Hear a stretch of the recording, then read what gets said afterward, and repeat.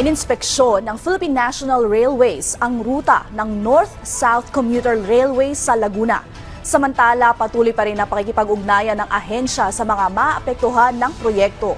Ang detalye sa balitang pambansa ni Ana Mole ng Philippine Information Agency, Calabarzon.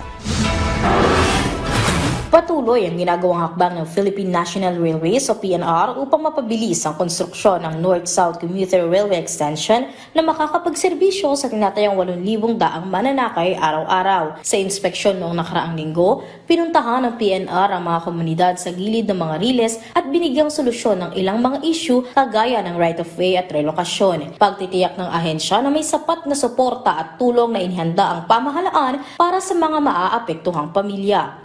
Roughly more than 2,100 project affected person, hiningi pa namin yung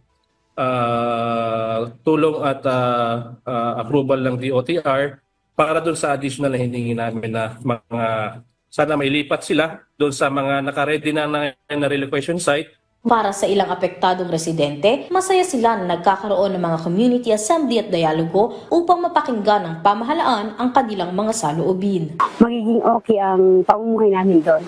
Katulad ng sa bahay, di ba? Halimbawa sa bahay, yung bahay kasi namin dyan hindi amin. Parang shareable lang kami dyan.